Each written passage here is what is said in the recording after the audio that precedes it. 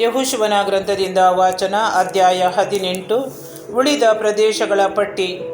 ನಾಡೆಲ್ಲವೂ ತಮ್ಮ ವಶವಾದ ಮೇಲೆ ಇಸ್ರಾಯೇಲ್ ಜನಾಂಗವೆಲ್ಲ ಶಿಲೋವಿನಲ್ಲಿ ಕೂಡಿ ದೇವದರ್ಶನದ ಗುಡಾರವನ್ನು ನಿಲ್ಲಿಸಿದರು. ಇಸ್ರಾಯೇಲರಲ್ಲಿ ಇನ್ನೂ 7 ಕುಲಗಳಿಗೆ ಪಾಲು ಸಿಕ್ಕಿರಲಿಲ್ಲ. ಆದುದರಿಂದ ಯೆಹೋಶುವ ಅವರಿಗೆ, ನಿಮ್ಮ ಪೂರ್ವಜರ ದೇವರಾದ ಸರ್ವೇಶ್ವರ ನಿಮಗೆ ಕೊಟ್ಟ ನಾಡನ್ನು ಸ್ವಾಧೀನ ಮಾಡಿಕೊಳ್ಳಲು ಇನ್ನೆಷ್ಟು ತಡ ಮಾಡುತ್ತಿರುವಿರಿ? ಪ್ರತಿಯೊಂದು ಕುಲದಿಂದ 3 ಮಂದಿಯನ್ನು ನೇಮಿಸಿರಿ, ನಾನು ಅವರನ್ನು ಕಳುಹಿಸುವೆನು. ಅವರು ಹೋಗಿ ನಾಡಿನಲ್ಲೆಲ್ಲ ಸಂಚಾರ ಮಾಡಿ ತಮ್ಮ ತಮ್ಮ ಕುಲಗಳಿಗನುಸಾರ ಎಲ್ಲ ಪ್ರದೇಶಗಳ ಪಟ್ಟಿಯನ್ನು ಬರೆದುಕೊಂಡು ನನ್ನ ಬಳಿಗೆ ಬರಲಿ. ತರುವಾಯ ಅವರು 7 ಪಾಲುಗಳನ್ನು ಮಾಡಿ ತಮ್ಮ ತಮ್ಮೊಳಗೆ ಹಂಚಿಕೊಳ್ಳಲಿ.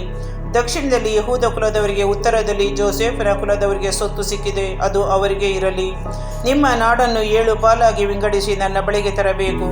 ನಾನು ನಮ್ಮ ದೇವರಾದ ಸರ್ವೇಶ್ವರನ ಸನ್ನಿಧಿಯಲ್ಲಿ ನಿಮಗೋಸ್ಕರ ಚೀಟು ಹಾಕುತ್ತೇನೆ. ಲೇವಿಯರಿಗೆ ನಿಮ್ಮ ಹಾಗೆ ಪಾಲು ಸಿಕ್ಕುವುದಿಲ್ಲ. ಸರ್ವೇಶ್ವರನಿಗೆ ಸಲ್ಲಿಸುವ ಯಾಜಕ ಸೇವೆಯೇ ಅವರ ಸ್ವತ್ತು. ಗಾದ್ ಹಾಗೂ ರೂಬೇನ್ ಕುಲಗಳಿಗೂ ಮನಸ್ಸೆ ಕುಲದ ಅರ್ಧ ಜನರಿಗೂ ಜೋರ್ಡಾನಿನ ಪೂರ್ವ ದಿಕ್ಕಿನಲ್ಲಿ ಸರ್ವೇಶ್ವರನ ದಾಸ ಮೋಶೆಯಿಂದಲೇ ಸ್ವತ್ತು ಸಿಕ್ಕಿದೆ ಎಂದನು. ನಾಡಿನ ಅಳತೆಯನ್ನು ಮಾಡತಕ್ಕ ಜನರು ಹೊರಡುವುದಕ್ಕೆ ಮುಂಚೆ ಯೆಹೋಶುವನು ಅವರಿಗೆ, ಹೋಗಿ ನಾಡಿನಲ್ಲೆಲ್ಲ ಸಂಚರಿಸಿ ಅಳತೆ ಮಾಡಿ ನನ್ನ ಬಳಿ ಶೀಲೋವಿಗೆ ತನ್ನಿ. ನಾನು ಸರ್ವೇಶ್ವರನ ಮುಂದೆ ನಿಮಗೋಸ್ಕರ ಚೀಟು ಹಾಕುತ್ತೇನೆ ಎಂದು ಹೇಳಿ ಕಳುಹಿಸಿದನು.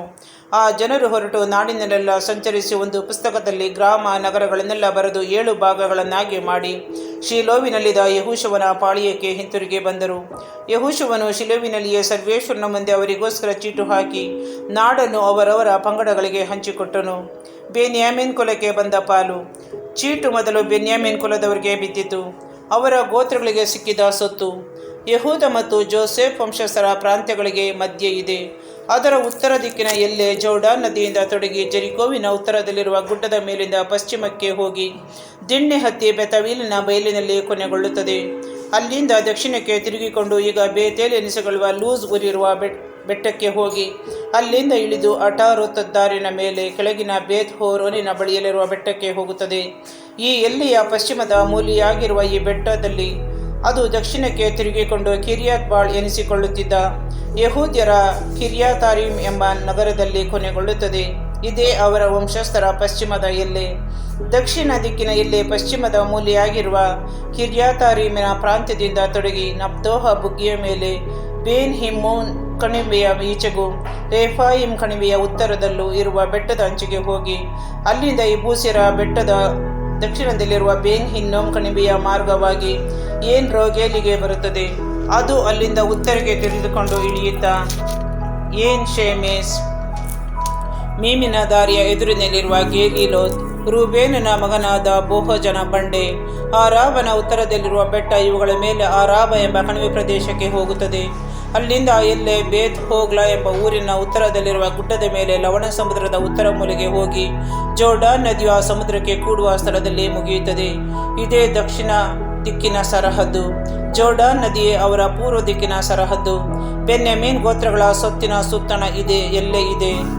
ಬೆನ್ಯಾಮೀನ್ ಗೋತ್ರಗಳಿಗೆ ದೊರಕಿದ ನಗರಗಳು ಯಾವುವೆಂದರೆ ಜೆರಿಕೋ, ಬೇತ್ ಹೋಗ್ಲಾ, ಎಮಕೀಚ್, ಬೇತ್ ಆರಾಮ, ಚಮಾರಯಿಮ್, ಬೇತೇಲ್, ಅವ್ವಿಮ್, ಪಾರಾ, ಓಫ್ರಾ, ಆಮೋನ್ಯ, ಕೆಫೆರ್, ಓಫ್ನಿ, ಗೇಬಾ ಎಂಬ 12 ನಗರಗಳು ಮತ್ತು ಅವುಗಳಿಗೆ ಸೇರಿದ ಗ್ರಾಮಗಳು. ಗಿಬ್ಯೋನ್, ರಾಮ, ಬೇರೋತ್, ಮಿಚ್ಪೆ, ಕೆಫೀರಾ, ಮೋಚಾ, ರೆಕೆಮ್, ಇರ್ಫೇಲ್, ತರಲಾ, ಛೇಲಾ, ಏಲೆಬ್, ಯಬೂಸಿಯರು ಇದ್ದಂಥ ಜೆರೂಸಲೇಮ್, ಗಿಬೆಯೋತ್, ಕಗಿಯತ್ ಎಂಬ 14 ನಗರಗಳು ಮತ್ತು ಅವುಗಳಿಗೆ ಸೇರಿದ ಗ್ರಾಮಗಳು. ಬೆನ್ಯಾಮೀನ್ ಗೋತ್ರಗಳಿಗೆ ದೊರಕಿದ ಆಸ್ತಿ ಪಾಸ್ತಿ ಇವೇ.